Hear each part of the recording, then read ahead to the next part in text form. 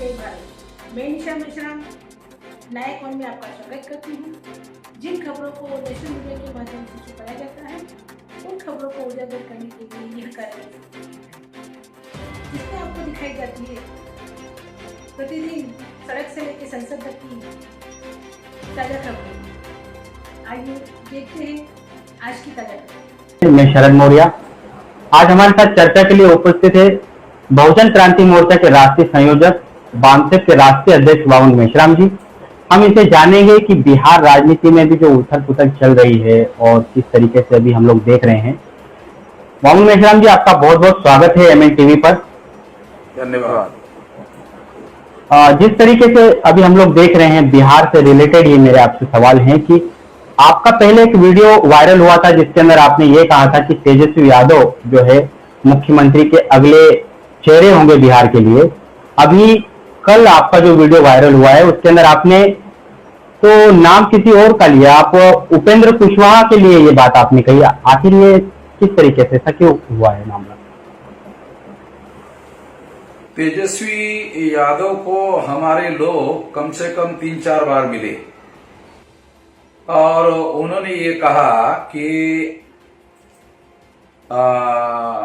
आपको मेश्राम जी मिलना चाहते हैं तो आप समय निकालिए। तेजस्वी यादव ने कहा ठीक है मिलते हैं, मगर कभी समय नहीं दिया। तो हमने सोचा शायद उनको हमारा समर्थन की जरूरत नहीं है। जब हमारे समर्थन की जरूरत नहीं है तो फिर हमने सोचा कि जब हमारे समर्थन की जरूरत नहीं तो जबरदस्ती से समर्थन क्या दिया जाए। इसलिए हमने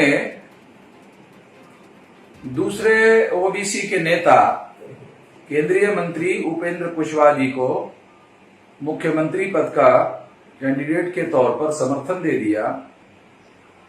उन्होंने एक गठबंधन बनाया।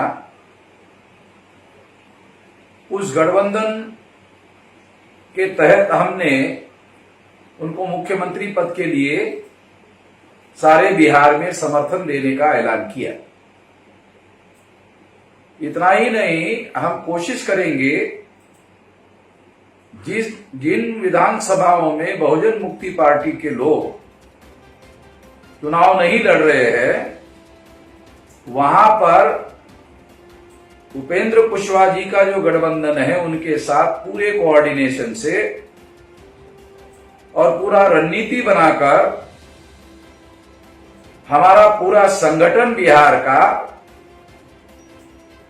उनको ज्यादा से ज्यादा वोट पड़े इसके लिए इंश्योर करेंगे, गारंटी करेंगे, खातरी करेंगे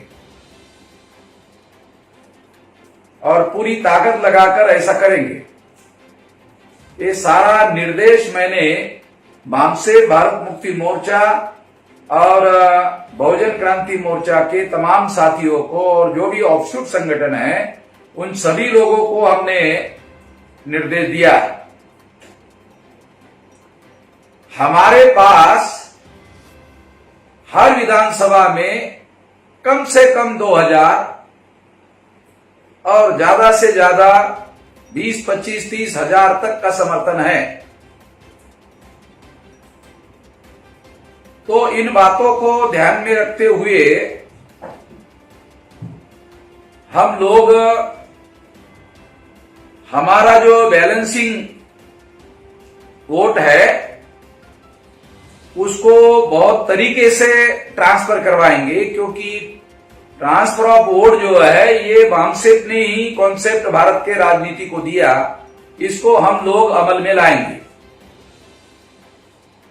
मुझे इस बात की हैरानी है कि हम तेजस्वी यादव को तब मुख्यमंत्री मानने के लिए राजी हो गए थे जब कांग्रेस के लोग उसको मुख्यमंत्री मानने के लिए राजी नहीं थे।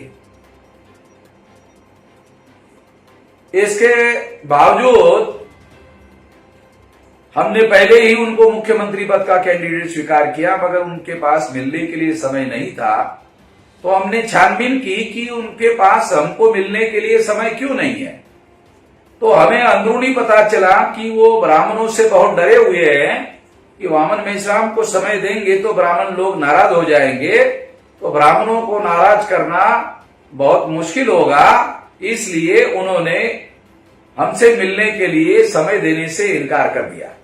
इवन हैरान करने वाली बात है कि यादव जातियों की जो मीटिंग बिहार में हुई, उसमें सारे प्रदेश भर से जो यादव जागृत कार्यकर्ता आए थे, सामाजिक संगठनों के कार्यकर्ता आए थे, उन्होंने वामन मेश्राम से मिलने के लिए और उनके साथ काम करने वाले संगठनों के साथ मिलकर गठबंधन करने के लिए जोर डाला, मगर तेजस्वी यादव ने उनकी भी बात को नहीं माना। हाँ, ये बड़ी हैरान करने वाली बात है। तो तेजस्वी यादव ब्राह्मणों से बहुत डरे हुए हैं बिहार में, और इस वजह से ये मुलाकात हो नहीं पाई। ये बात मैं दावे के साथ कह सकता हूं कि इसकी वजह से ऐसा हुआ। दूसरी बात इसमें ये भी कही जा सकती है कि जैसे अभी आपने उपेंद्र कुशवाहा जी जो गठबंधन का जो समर्थन किया है, बाकी ओबीसी, क्या आपको ऐसा लगता नहीं कि वो नाराज भी हो सकते हैं इस बात से? कुशवाहा जी को हमने समर्थन किया, ओबीसी कैंडिडेट के तौर पर किया। हमारे पास एक जाति के कार्यकर्ता नहीं है, यादव भी है, कुशवाहा भी है, कुर्मी भी है, और मोस्ट बैकवर्ड क्लासेस की भी तमाम जाति के कार्यकर्ता है, और जो तमाम जाति के ओबीसी कार्यकर्ता है, वो सारी बातों को ध्यान में रखते हुए तमाम ओबीसी के लोग जो हमारे संगठन में हमारे उद्देश्य विचारधारा से सहमत है, उन बातों को ध्यान में रखते हुए सारे ओबीसी के लोग जो है कुशवाहा जी का समर्थन करेंगे। सारे ओबीसी के लोगों का कुशवाहा जी को समर्थन दिलवाएंगे।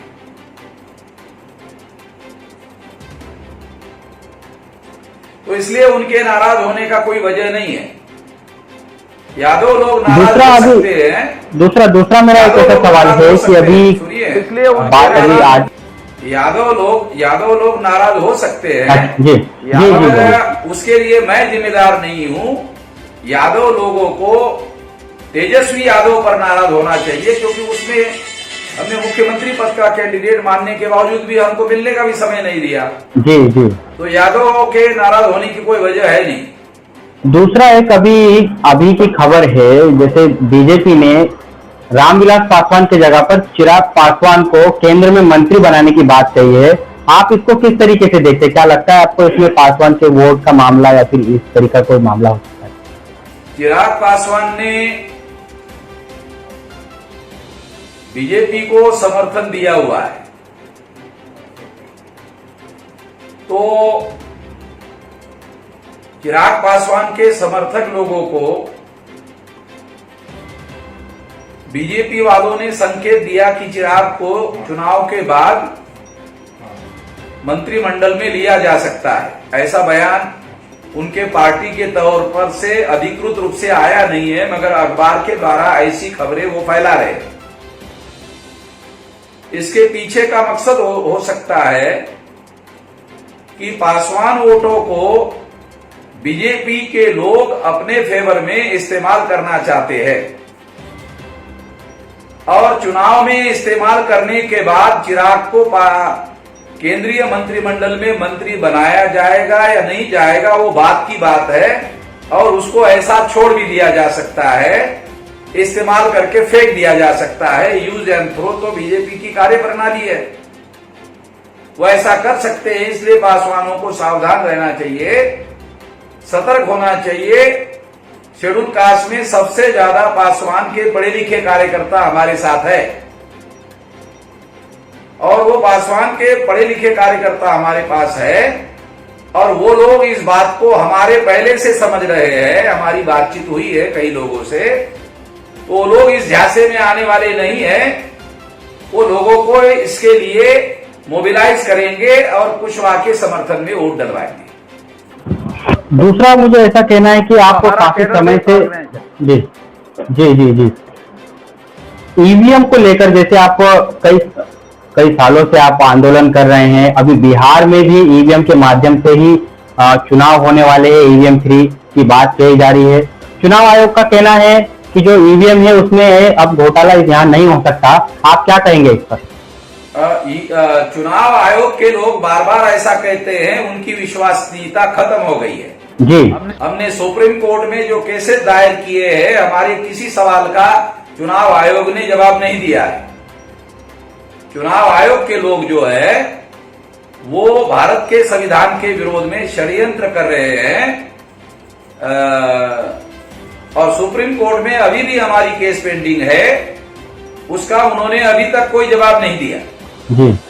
और बिहार के चुनाव में ईवीएम के द्वारा घोटाला नहीं होगा, चुनाव आयोग पर यकीन नहीं किया जा सकता, विश्वास नहीं किया जा सकता, ईवीएम पर बिल्कुल भी यकीन और विश्वास नहीं किया जा सकता।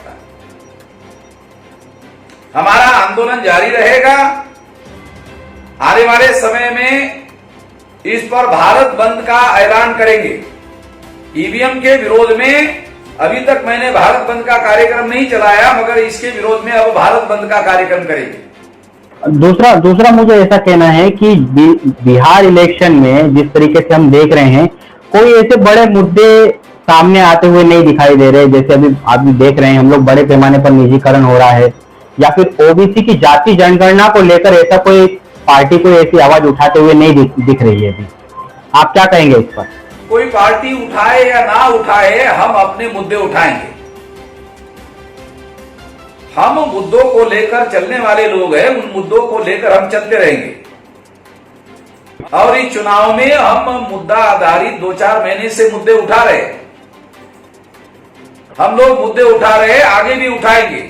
चुनाव में भी मुद्दे उठाएंगे, चुनाव में भी मुद्दे उठाएंगे।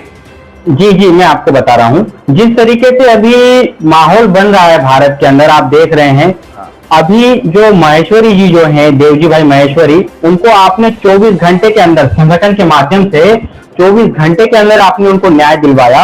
अभी भारत के अंदर और भी कई राज्य हैं जहां पर ऐसी परिस्थितियां निर्माण हो रही है, और उन सभी लोगों की जो सोचने के तरीके हैं वो सभी अभी आपके ऊपर जो है ये कर रहे हैं कि अब जो भी कुछ कर सकता है वामसेफ ही कर सकता है, वामन मेश्राम जी भी कर सकते हैं।